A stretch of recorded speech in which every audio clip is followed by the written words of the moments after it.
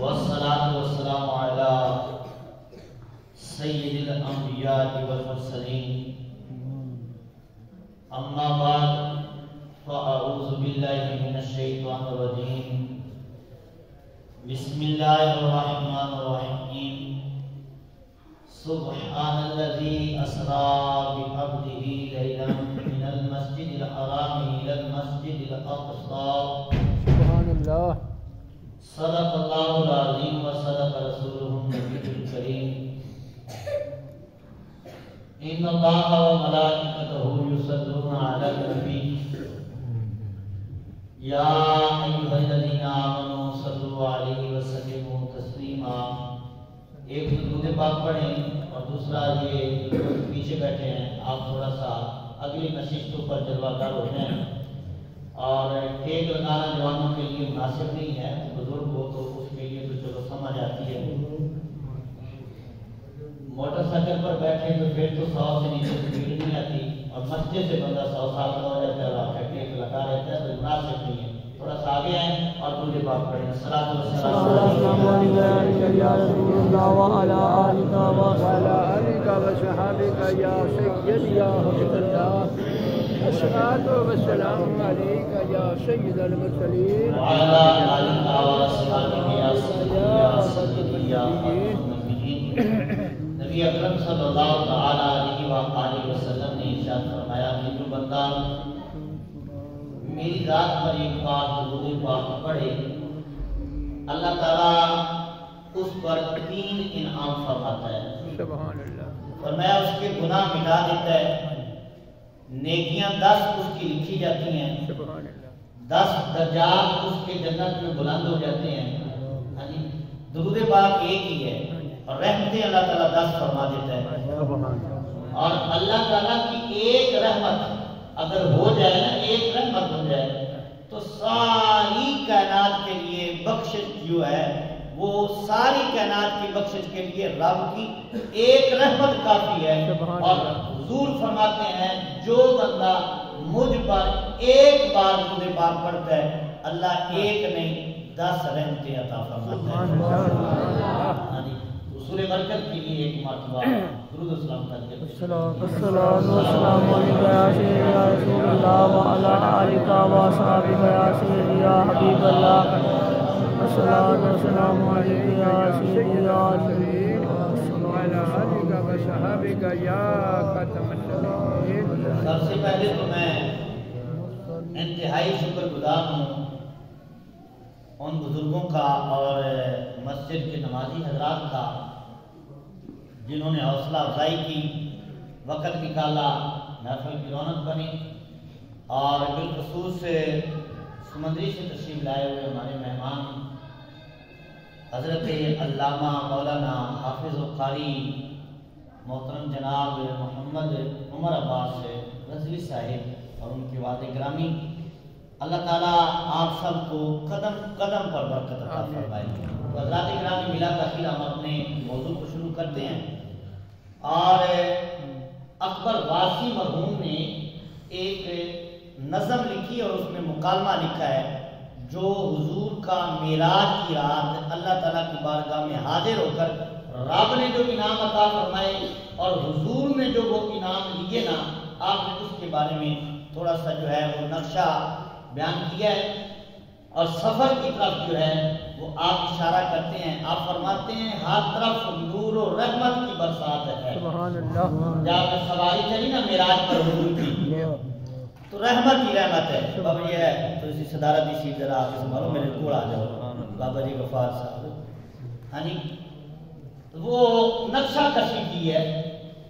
فرماتے ہیں کہ جب حضور سواری پر سوار ہوئے، برات لایا گیا، سرکار جلوہ گر ہو گئے. ہاں جی، فرماتے ہیں کہ ہر طرف نور و رحمت کی برسات ہے، دونوں طرف فرشتوں کی بارات ہے. ہاں جی، فرشتے سرکار کے استقبال کے لیے دائیں بھی کھڑے ہیں اور بائیں بھی کھڑے ہیں. ہاں جی، ہر طرف نور و رحمت کی برسات ہے، دونوں طرف فرشتوں کی بارات ہے. سر پہ نورانی سہرے کی کیا بات ہے، آج کی رات ہے.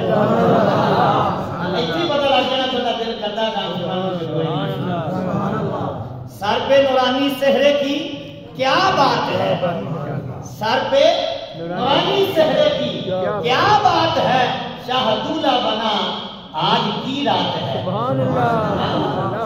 उस तरफ से रहमत हक के जौहर खुले और इस तरफ से शफाअत के दफ्तर खुले। कह दिया ये हैं देख फैज के हैं दर खुले, मांगना मांग जो मांगना है आज की रात है। मांगना मांग जो मांगना है आज की रात है। शाह ने अर्ज की उम्मत गुनाहगार है, बख्श दे मालिक तू गफ्फार है। हुजूर अपनी उम्मत को याद कर रहे हैं। आपने फरमाया ना कि मांग जो मांगना है?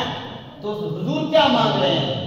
दफ्तर, कोठियां, कारें, ये तो हमारे लिए है ना, हुजूर के लिए नहीं। हुजूर इनके मोहताज नहीं, हुजूर वहां भी उम्मत को याद कर रहे हैं। शाह ने अर्ज किया, शाह ने अर्ज की उम्मत गुनाहगार है, बख्श दे मालिक तू गफ्फार है। बख्श दे मालिक तू गफ्फार है। यानी तो अब सरकार अल्लाह ताला की बारगाह में अर्ज करते हैं, बख्श दे मालिक तू गफ्फार है, उम्मत गुनाहगार है और फिक्र रोज़े जज़ा आज की रात है। फिर कहा हक ने, फिर कहा हक ने, फिर कहा हक ने, ऐ महब्बाए नबी तू मेरा चांद मेरे तारे नबी, ऐसे घबराना ऐ मेरे प्यारे नबी, इतनी जल्दी ही क्या आज की रात है। इतनी जल्दी ही क्या है आज की रात है। और फिर आगे रब ने फरमाया अरे बख्श दूंगा, लेकिन कब बख्शूंगा? जब सारे नबी होंगे, तेरी उम्मत होगी और मेरी रहमत होगी। फरमाया लुत्फ है कि जब होंगे सारे नबी, लुत्फ है कि जब होंगे सारे नबी और तेरी उम्मत पर बरसेगी रहमत मेरी। लुत्फ है कि देखेंगे, सुभान अल्लाह, रब फरमाता है लुत्फ है कि जब देखेंगे सारे नबी, लुत्फ है कि जब देखेंगे सारे नबी, उम्मत तेरी पर बरसेगी रहमत मेरी।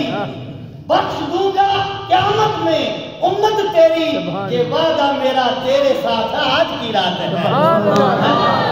वादा मेरा तुझसे आज की रात है। यानी तो ये वो बख्शिश की रात है, ये वो कमाल की रात है कि अल्लाह ने हुजूर को जो उरूज अता फरमाया, अल्लाह ताला ने हुजूर को जो कमाल अता फरमाया है, उसमें एक कमाल हुजूर का मेराज है। सुभान अल्लाह।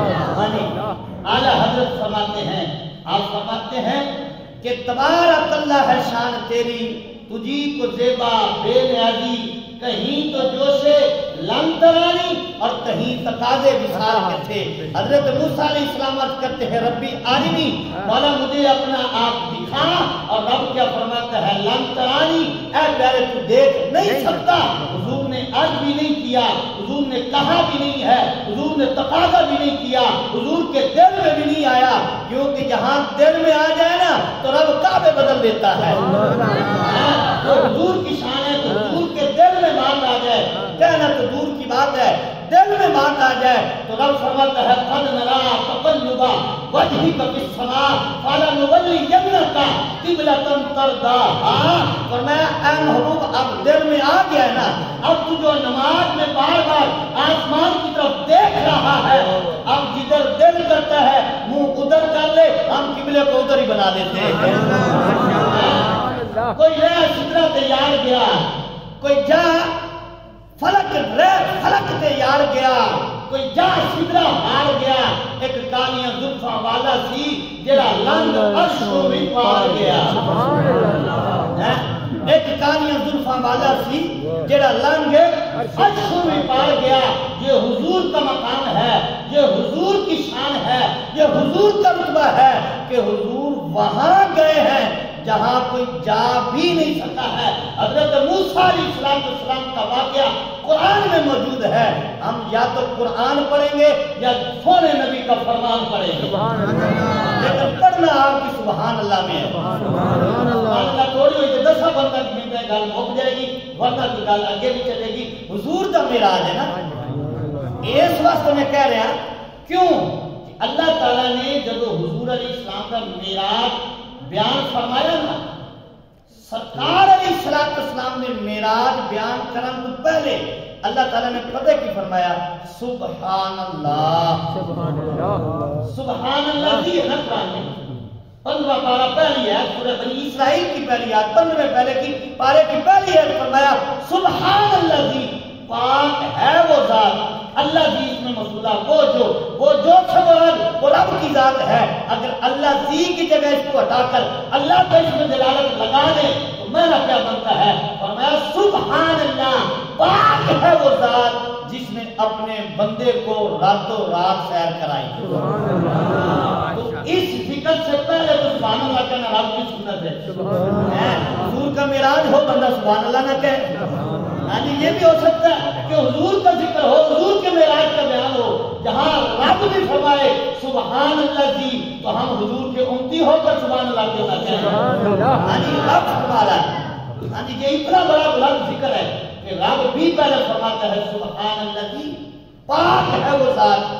اللہ تعالیٰ نے حضور کے معراج کو شروع ہی اپنی حمد سے اپنی تعریف سے کیا ہے تاکہ زمانے والوں کو پتہ چل جائے حضور اپنے آپ معراج پر نہیں گئے ہیں حضور کو اللہ تعالیٰ نے خود معراج کروایا ہے. اب دیکھیں اچھا یہ جو معراج کا ذکر ہے نا یہ کوئی گھنٹوں میں بیان ہونے والا نہیں ہے. یہ کوئی راتوں میں بیان ہونے والا نہیں ہے. یہ ایک معجزے میں اتنے زیادہ معجزات ہیں کہ جو بیان سے باہر ہیں. معجزہ معراج کا ایک ہے لیکن اس معجزے میں اللہ نے اپنے محبوب کو اتنے معجزات عطا فرمائے ہیں کہ جو بندے کے وہم و گمان بھی نہیں آ سکتے. تو اللہ کے کرم اب دیکھیے اللہ تعالیٰ نے قرآن پاک میں حضور علیہ السلام کا معراج بالخصوص بنیادی طور پر 3 جگہوں پر فرمایا ہے. ویسے تو سارا قرآن حضور کی عظمتوں کو بیان کرتا ہے.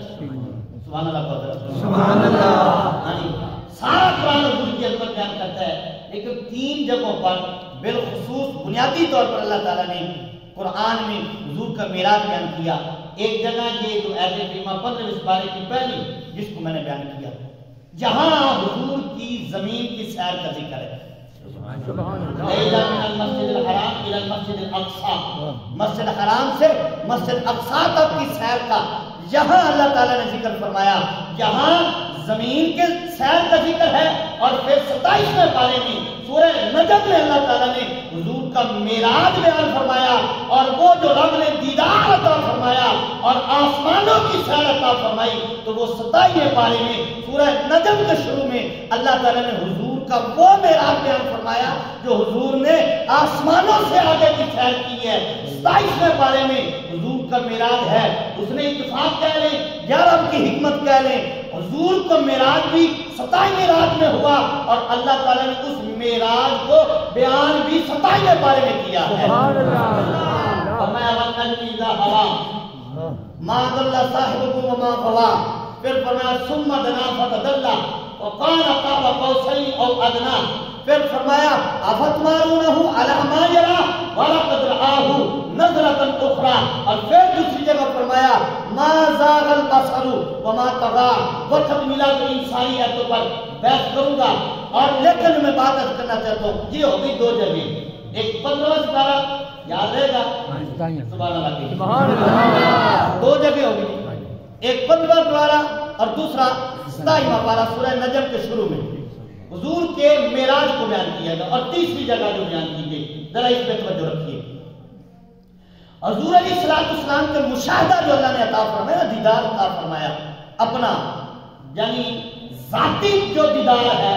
حضرت موسیٰ علیہ السلام کو صفاتی دیدار ہوا اور اللہ نے حضور کو ذاتی دیدار کیا عطا کیا کیونکہ وہ انبیاء حضور اللہ تعالیٰ کی صفات کا مظہر تھے اور اللہ کے محبوب حضور کی ذات کے مظہر تھے. تو اللہ نے ان کو صفاتی تجلی عطا فرمائی اور اپنے محبوب کو صفاتی تجلی نہیں اپنی ذات کا دیدار عطا فرمایا. اللہ تعالیٰ نے حضور کو جو ذات کا دیدار مشاہدہ عطا فرمایا نا، اس کو ایک جگہ پر بیان فرمایا قرآن میں، یہ تیسری جگہ ہے جہاں اللہ نے حضور کے معراج کو بیان کیا، فرمایا وما جعلنا الرؤيا التي اريناك الا فتنة للناس۔ یہ ایت کریمہ کو میں مفہوم عرض کروں، مفہوم اس کا معنی یہ بنتا ہے، اللہ تعالیٰ نے فرمایا اے محبوب جو ہم نے آپ کو یہ مشاہدہ اپنا دیدار عطا فرمایا ہے، الا فتنة للناس، فرمایا اس دیدار کو ہم نے لوگوں کے لیے آزمائش بنا دیا ہے۔ یہ دیدار، یہ حضور کا معراج کرنا، یہ سیر کرنا مسجد اقصی تک، پھر آسمانوں کی سیر کرنا، پھر آسمانوں سے آگے سدرہ کی، پھر جلوہ خاص میں، قرب خاص میں جا کر واپس آنا رات کے مختصر سے حصے میں، یہ ہے کیا؟ فرمایا یہ لوگوں کے لیے آزمائش ہے۔ آزمائش کیسے ہے؟ تاکہ زمانے والوں کو پتہ چل جائے کہ حضور کے معراج کا انکار کرنے والا کون ہے اور حضور کی عظمت کو ماننے والا کون ہے۔ اب اس معراج کی آزمائش کی ایک مثال دیکھیں، یہ آج بھی دیکھیں، بہت سارے لوگ نظر آئیں گے جو انکار کریں گے، نہیں جی نظر دیدار ہو ہی نہیں سکتا، رات کا دیدار ہو ہی نہیں سکتا۔ یہ میں نے جمعے میں عرض کی تھی، بات عرض کی تھی کہ اگر رات کا دیدار نہیں ہو سکتا تو ہمیں بتاؤ جب مومن جنت میں جائیں گے تو وہ رات کا دیدار کریں گے کہ نہیں؟ ہر مومن کرے گا۔ تو ہمارا سوال ہے کافر کو رب کا دیدار تو نہیں، مومن کو ہے، ٹھیک ہے، ہاں جی، کافر کو دیدار نہیں ہوگا۔ قرآن حدیث اس بات پہ متفق ہے۔ اور سورہ قمر، سورہ رحمان سے پچھلی جو آیت ہے سورت ہے اس کی آخری آیت پڑھیے، فی مقعد صدق عند ملیک مقتدر، مانا بنتا ہے کہ اللہ تعالیٰ اس دن سچی کرسی رکھے گا، کہاں ہوگی؟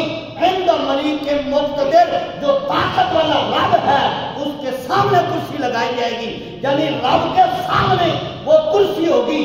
تو اب امام جعفر صادق سے پوچھا گیا کہ یہ مقعد صدق یعنی یہ سچ والی کرسی کا مطلب کیا ہے؟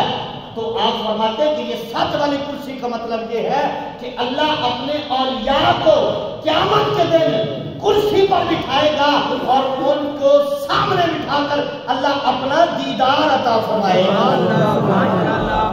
اپنا دیدار عطا فرمائے گا۔ کن کو؟